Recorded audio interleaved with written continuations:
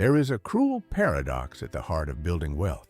It is a financial law of physics that dictates the period of greatest required effort yields the smallest visible results. The ascent is vertical, the air is thin, and the resistance is overwhelming.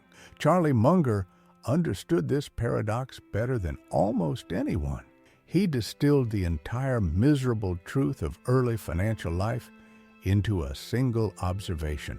The first $100,000 is the hardest money you will ever make. It is the friction zone. It is the time when the universe, financially speaking, seems determined to keep you pinned down. We are not talking about arbitrary targets or motivational slogans. Munger was talking about a hard mathematical and psychological barrier that defines the difference between those who eventually achieve financial independence and those who remain stuck perpetually trading time for dollars.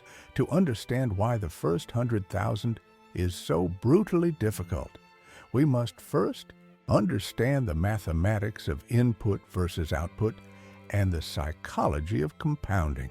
When you start with nothing, or worse, with debt, every dollar of that initial 100,000 must come from one source: your personal effort and sacrifice. It comes from earning, saving, budgeting, saying no, and resisting the pervasive, constant temptation of immediate consumption that society constantly throws at you. You are working for the money is not working for you. Consider the simple math. If you target a $75,000 portfolio and you are starting from zero, the average annual return you might expect from a conservative, intelligent portfolio, say 10%, is almost meaningless. 10% of zero is zero. 10% of $10,000 is $1,000. If you are trying to save $20,000 a year, that $1,000 is negligible. It is a rounding error. It barely covers the management fee of your index fund, assuming you even have one. Your annual accumulation is driven almost entirely by your personal savings rate. You are the engine. You are the sole source of fuel. This period is defined by addition, not multiplication. It is linear, painful, and slow. This is the phase where discipline is tested to its absolute limit, often for a decade or more. And this is why most people quit.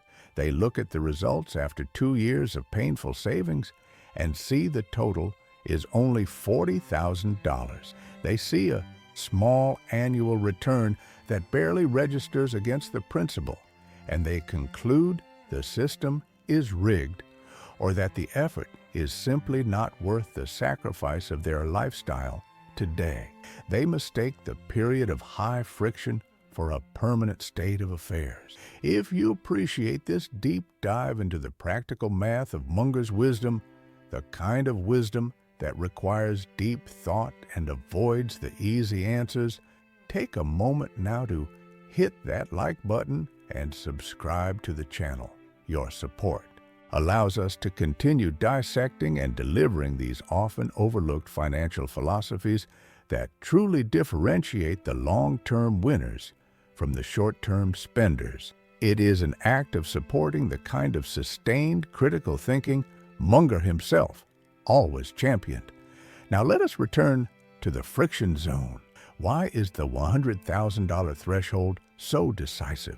Munger always emphasized the power of avoiding stupidity over striving for brilliance. In the journey to $100,000, avoiding stupidity means sidestepping 3 primary wealth destroyers. The first is high-interest debt. Consumer debt, revolving credit card balances, non-mortgage loans taken for consumable goods. If you are paying 15 or 20% interest, you are fighting a headwind equivalent to a financial hurricane. You must save $3 just to cancel out the destructive effect of that $1 of debt, because the dollar you save is taxed, while the interest you pay is after-tax pain. Munger would argue that until the debt is eliminated, you are not truly investing. You're just trying to keep your head above water. The second stupidity is lifestyle creep. This is the phenomenon where your spending perpetually tracks 98% of your income, regardless of whether you earn $50,000 or $500,000. The initial $100,000 demands a high savings rate, perhaps 20 or 25% minimum, and that requires deliberately living below your means, often far below your perception of what you deserve, especially when promotions or raises occur. The moment you mistake a salary increase for a license to upgrade your car or your square footage, you have reset the clock on the $100,000 grind back to zero. The third and most subtle stupidity Munger warned against is market timing and high-frequency trading.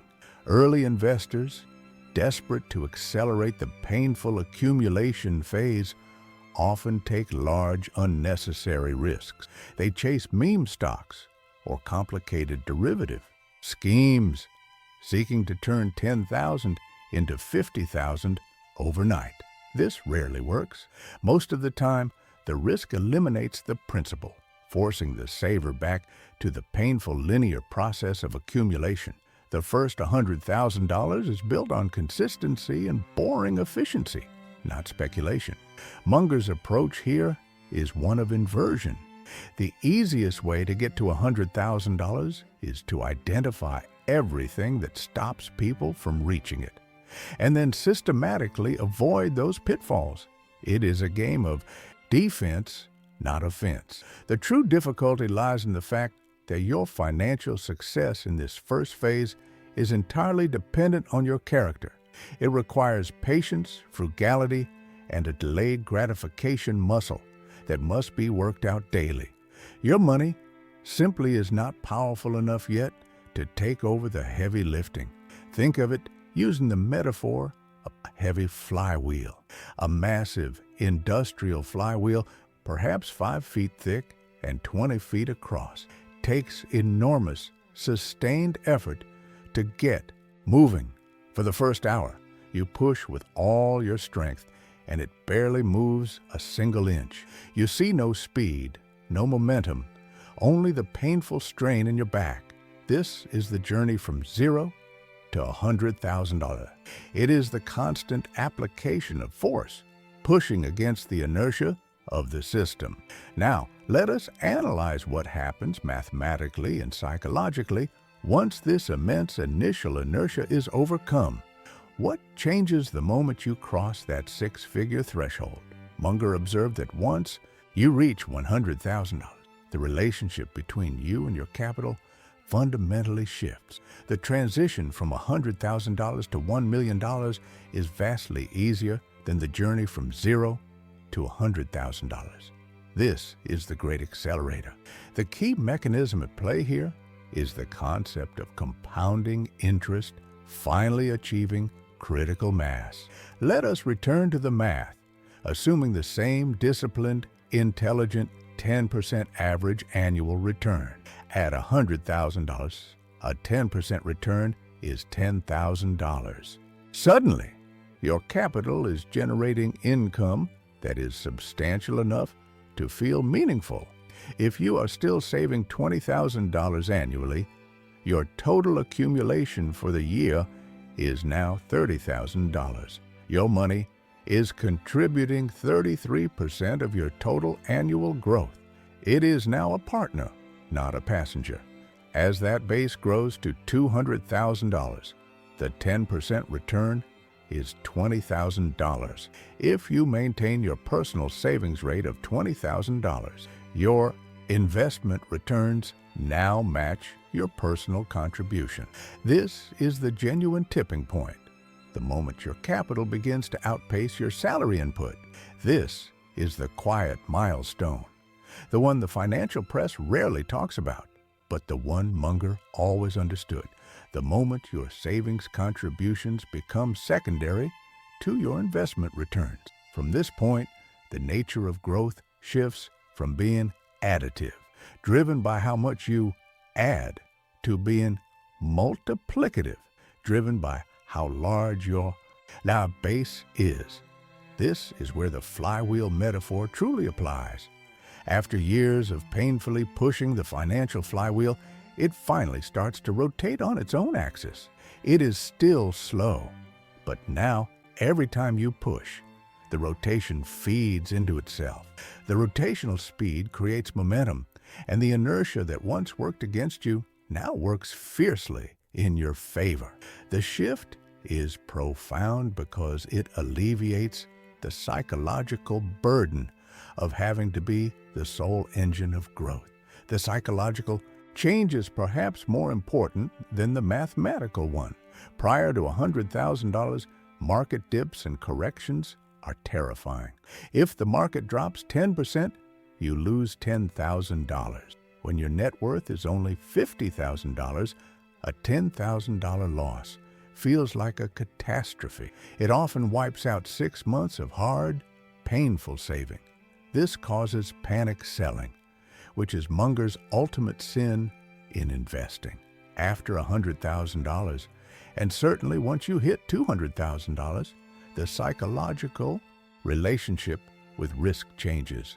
When the market drops, you still lose money, but you realize your compounding returns are so substantial that, provided you keep contributing, the dip becomes an opportunity to buy more shares at a lower price. You stop seeing volatility as danger and start seeing it as fuel for future growth. You have the emotional capital to sit still, which Munger always identified as the key to long-term success. He often cited the famous statistic that most of the wealth generated by long-term investors comes from holding through a very small handful of explosive growth periods. If you panic sell during the early friction zone, you guarantee missing the bulk of those critical upswings. The $100,000 mark provides the stability, the buffer, required to endure the necessary volatility. Munger's approach to investment was fundamentally about opportunity cost and avoiding permanent loss. In the initial accumulation phase, the cost of failure is astronomical. Losing $20,000 when that $20,000 represents 2 years of your life's labor is a catastrophic setback. After $100,000, if you lose $20,000 in a minor error, it represents perhaps only 1 or 2 years of your portfolio's passive return. While still painful, the loss does not necessarily negate your past labor.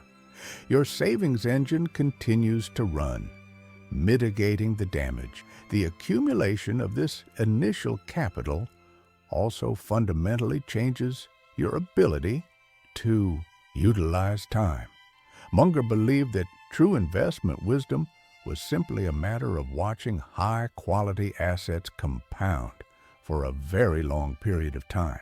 Time is the ally of the successful investor, but time is only powerful if it has something significant to multiply.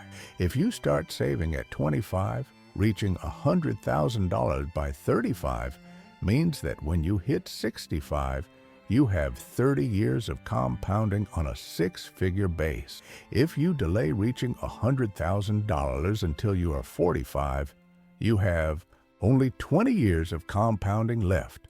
The loss of that first decade of critical compounding is exponentially damaging, precisely because the multiplication effect, the lollapalooza effect, kicks in so forcefully after $100,000. Munger often reminded us that you can only compound what you retain. The art of getting rich slowly is the art of sitting still and allowing the mathematical miracle to occur. To achieve that critical mass of $100,000, Munger emphasized the concept of earning your entitlement to competence. You must have proven through rigorous discipline that you are a safe pair of hands. What specifically accelerates the growth beyond $100,000? It is often not better returns, but simply more of the same. The principles do not change. Only the scale does. You continue to buy good businesses cheaply. You continue to ignore the noise, and you continue to maximize your personal savings rate. But now, the returns generated are so large that they begin to self-fund the next stage of growth. Imagine the trajectory from $100,000 to $1,000. At this scale, every decision you make regarding your portfolio is magnified. An extra 1% return generated by marginally better asset allocation or slightly cheaper fund selection translates into $1,000 annually at the $100,000 mark.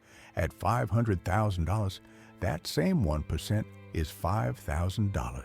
At $1,000, it is $10,000. The lesson here, which Munger learned early and taught relentlessly, is that the habit of meticulous, high-quality decision-making, developed during the hard early years, suddenly becomes profoundly rewarding once the scale increases.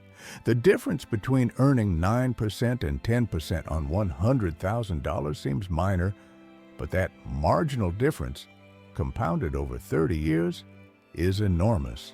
Once you have $100,000, you have the capital necessary for those marginal gains to truly matter. Munger always spoke about the crucial importance of having a strong ethical and intellectual framework. The early years, the friction zone, is the time when that framework is built. You are testing your tolerance for risk, your resistance to temptation, and your commitment to long-term thinking. If that framework is not robust enough to push the flywheel to the $100,000 mark, it will certainly collapse when the financial stakes become much higher. One of the great mistakes Munger saw in young people was the rush to invest in things they didn't understand, solely out of fear of missing out. The first $100,000 should be invested boringly, primarily in broad-based, diversified, low-cost indexes. This is because the goal in this phase is maximum capital preservation coupled with reliable growth. The returns are important, yes, but the stability is paramount. You are securing the base. Once you have the base, once the $100,000 is secure, you earn the right to explore more nuanced investment strategy. You have the buffer to tolerate a small mistake in a specialized stock purchase, or the capital to truly diversify into a few unique, high-quality businesses Munger favored. But without that initial foundation, any specialized investment is pure, unmitigated speculation. The change that occurs after $100,000 is essentially a liberation from dependence on salary growth. In the early years, if your salary stagnates, your path to financial freedom slows down dramatically. Your savings rate is directly tied to your income. After $100,000, your annual portfolio return begins to decouple your financial destiny from your employer. If you hit $300,000 and your portfolio generates a $30,000 return, that is the equivalent of a substantial raise, a raise you did not have to negotiate for, a raise that is recurring, and a raise that compounds annually. This realization that you have created a self-sustaining financial machine that grows independently of your daily labor is the ultimate psychological reward for surviving the friction zone. Munger understood human nature deeply.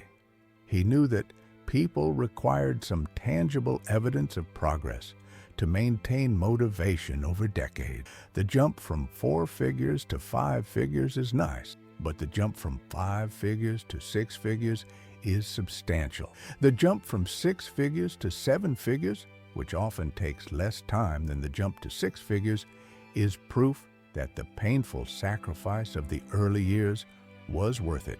So, how do you practically accelerate the path to that first $100,000? Munger would advise focusing intensely on the 2 elements you control, income and expenses, ensuring a high delta between them. On the expense side, the advice is simple, though difficult to execute. Radically simplify your consumption. Munger and Buffett lived modestly for decades, even when they could afford extravagance. This was not just about saving money. It was about building the mental muscle that rejects the trap of consumerism. If your primary goal is the $100,000 milestone, every discretionary purchase should be viewed as delaying your financial independence. This extreme focus is temporary, but mandatory for the friction zone. On the income side, Munger believed in becoming extraordinarily useful. Increase your competence, become the best at what you do, and focus on high-demand, high-value skills. The greatest investment you can make is in yourself, in improving your earning potential. A $5,000 salary increase achieved through skill development is far more impactful than trying to chase an extra 1 or 2% return in a volatile market when your principal is low. The human capital must be optimized before the financial capital can take over. Once that initial capital base is established, once you hit $100,000, the focus shifts. The focus shifts from maximizing input to maximizing retention and compounding runway. Munger's principles of avoiding costly mistakes become even more crucial after $100,000. At this level, a major blunder, chasing a speculative bubble, taking excessive margin debt, or attempting a complex strategy you don't fully grasp can destroy in months what took a decade of sacrifice to build. The key behavioral change is recognizing the destructive power of envy. Envy, Munger called it, is the only one of the 7 deadly sins that is not any fun. It is also an investment killer. When you are climbing from $100,000 to $1 million, you will inevitably see others, those who got lucky, those who benefited from early windfalls, or those who took excessive risks that temporarily paid off, appearing to sprint ahead of you. The temptation to abandon your disciplined, slow, compounding strategy and follow their flashy path is immense. Munger warned that the moment you deviate from your intelligent, consistent plan because of what someone else is doing, you invite catastrophe. Your goal is to get rich slowly, reliably, and to stay rich. The period after $100,000 is defined by the mental discipline to ignore the outside noise and stay committed to the compounding process that is now finally powerful enough to work on your behalf. The difference in outcomes, when viewed through the Munger lens, is the difference between an amateur athlete constantly trying radical new training methods and the professional who consistently executes a fundamentally sound plan day after day. The amateur never gains momentum. The professional allows small gains to build into championship performance. The concept of the circle of competence also changes meaning after $100,000. In the friction zone, your circle of competence applies mostly to your career and savings habits. You must be competent enough to earn a living and disciplined enough to save a high percentage of it. After $100,000, the circle of competence must expand to include investment knowledge. Now that your capital is a significant contributor to your growth, you have a duty to understand where that capital is deployed. You must understand basic accounting, valuation, and competitive advantage. You do not need to be a brilliant stock picker, but you must be literate enough to choose and hold high-quality index funds or be capable of selecting 2 or 3 excellent simple businesses. Munger argued that you cannot get rich if you simply delegate all your thinking to others. You must achieve a certain level of financial self-reliance. The 100,000 milestone is the official start of your required transition from saver to competent capital allocator. The sheer mass of the $100,000 base provides optionality that simply did not exist before. Optionality means choice. Before $100,000, your choices are heavily constrained by financial necessity. If you lose your job, the financial emergency is immediate and terrifying. With $100,000, you have built a six-figure cushion. This cushion provides flexibility in career choices. You can afford to take a slight pay cut to move into a role with greater long-term growth potential, or you can take a few months off to pursue additional education. This capital is an insurance policy against necessity. Munger believed that intelligent people should structure their lives to maximize their future choices, and the $100,000 base is the first true tool for achieving that goal.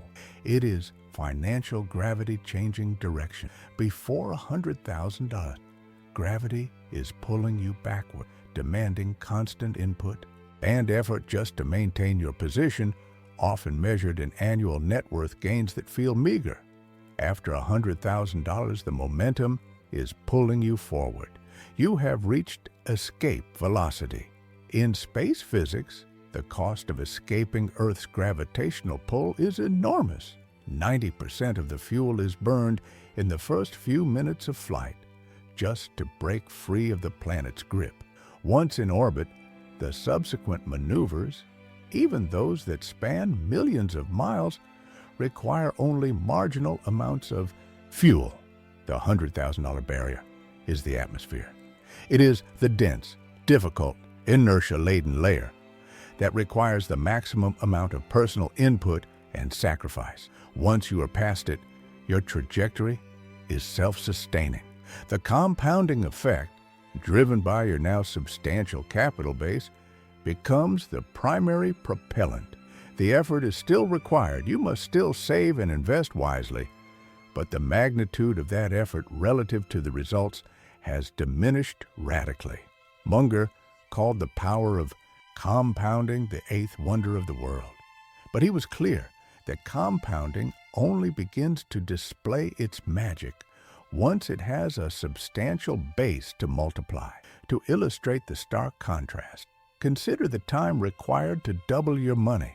If you are earning 10%, to go from $10,000 to $20,000, it takes 7 years of compounding, but that assumes zero additional savings. If you are saving $20,000 a year, you skip this doubling time entirely through sheer force of input.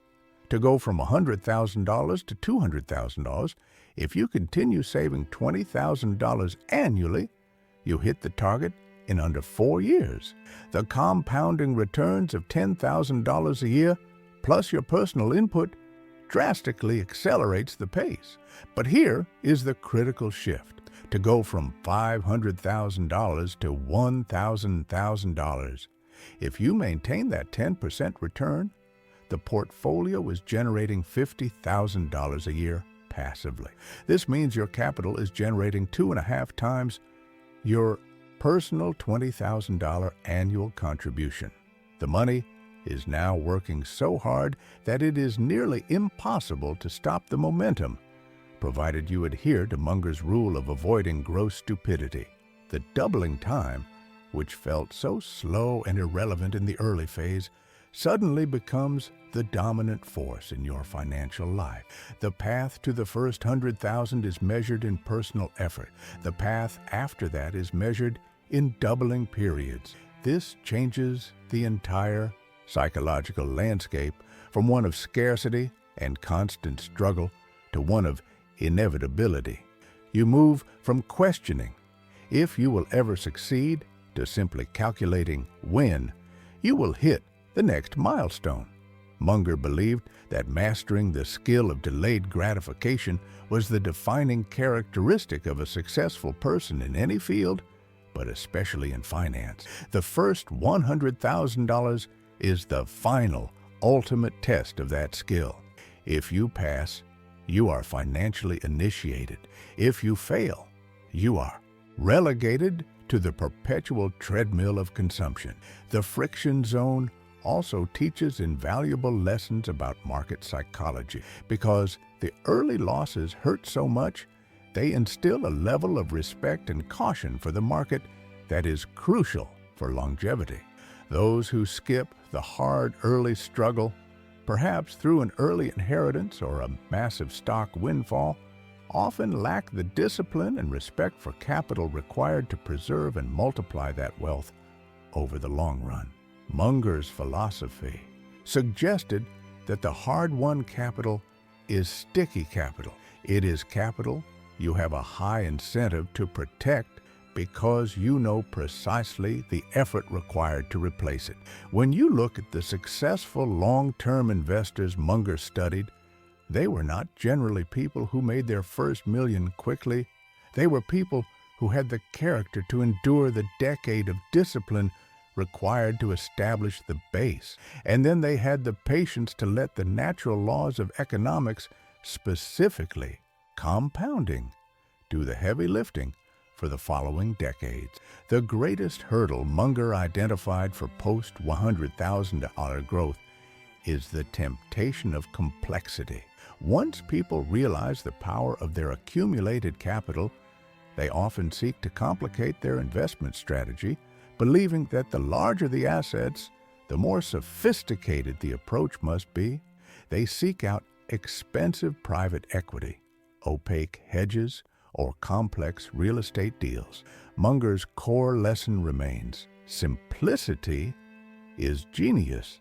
The principles that got you to $100,000, high savings, low costs, diversification, patience, are the very principles that will carry you to $10 million. He famously said that when you find something that works, stick with it. The human desire to tinker, to constantly optimize, is often antithetical to the slow, steady miracle of compounding. After the initial difficulty of the first $100,000, the task becomes less about active accumulation and more about passive intellectual inertia. The ability to sit still and let the math work. The required level of patience also shifts. In the early years, patience is required to wait for the meager returns to add up. In the later years, patience is required to resist the impulse to move assets, to resist selling during a panic, and to resist buying into a speculative mania. The $100,000 mark is the point where passive resistance becomes the most powerful financial move you can make. You have accumulated enough ammunition to ride out any storm, provided your underlying assets are high quality. In summary, the journey to the first $100,000 is defined by 5 key difficulties that Munger recognized as the ultimate test of financial character. First, the mathematical drag. Your returns are insignificant relative to your input, leading to minimal motivation from the market itself. Second, the psychological burden, the necessity of extreme discipline and sacrifice when your peers are consuming and enjoying their income immediately. Third, the high cost of mistakes. Any significant loss in this phase wipes out years of effort. Fourth, the fight against debt and lifestyle creep. These external and internal forces are constantly trying to pull your savings rate back toward zero. Fifth, the pure linearity of accumulation. It feels like an uphill slog, a fixed-rate march, where only your back and shoulder strength matters. Once you cross $100,000, Munger assures us the dynamics reverse. Your investment returns become powerful partners, eventually outpacing your personal savings rate. The growth becomes exponential, moving from addition to multiplication. Your financial confidence solidifies, allowing you to ride market volatility without panic. And most importantly, you have created a self-sustaining asset that, if properly managed with Munger's principles of caution and competence, makes the subsequent journey to million-dollar figures, an inevitable conclusion of time, not an agonizing struggle of continuous high-intensity labor. The hardest part is getting the flywheel moving. If Munger taught us anything, it is that the pain of the initial push is temporary, but the momentum it creates is permanent. The job is to endure the friction zone, secure the $100,000 base, and then shift your focus entirely from saving money to simply retaining it and watching it compound. That is the Munger way. That is the great financial accelerator.